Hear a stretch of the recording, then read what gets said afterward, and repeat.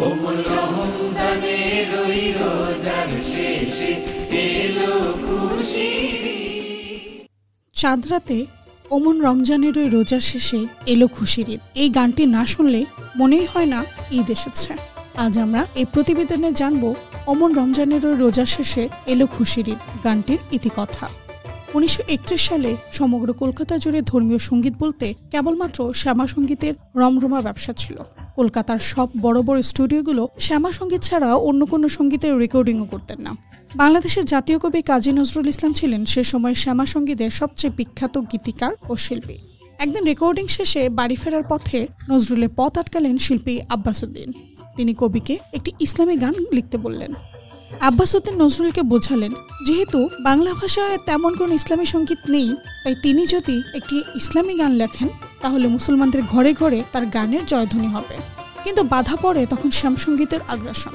একে তো শ্যামসঙ্গীত ছাড়া অন্য কোনো সঙ্গীত রেকর্ডিং হয় না, তার উপর গান বানাতে লাগবে প্রচুর বিনিয়োগ, সরঞ্জাম ও যন্ত্রপাতি। আর এসব কিছুর জন্য যেতে হবে গ্রামোফোন কোম্পানির HMV রিহার্সাল ইনচার্জ ভগবতী বাবুর কাছে। নজরুল চিন্তিত ছিলেন ভগবতী বাবু রাজি হবেন কিনা সে নিয়ে। তবে তাকে আশার আলো দেখালেন আব্বাস উদ্দিন। সেও নিজেই আব্বাস উদ্দিন ছুটলেন ভগবতী বাবুর কাছে। কিন্তু ভগবতী বাবু প্রথমে অন্য কোনো গানের ঝুঁকি নিতে রাজি ছিলেন না।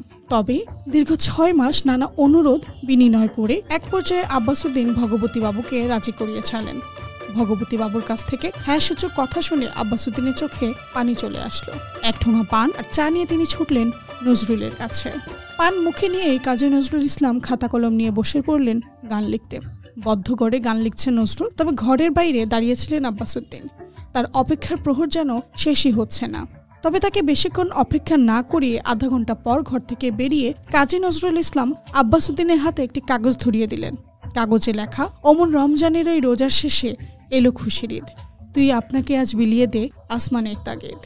গান দেখে আব্বাস উদ্দিনের চোখে ফের পানি চলে আসলো। মাত্র 2 মাস পর রোজার ঈদ। কিভাবে গাইতে হবে সেটাও কাজী নজরুল ইসলাম দেখিয়ে দিলেন। 4 দিনের মধ্যে গানটি রেকর্ডিং হয়ে গেল এবং ঈদের সময় এই গানটি সহ অ্যালবামটি বাজারে এলো। ওই রোজার শেষে এলো খুশির ঈদ, তুই আপনাকে আজ বিলিয়ে দে আসমানি তাগিদ।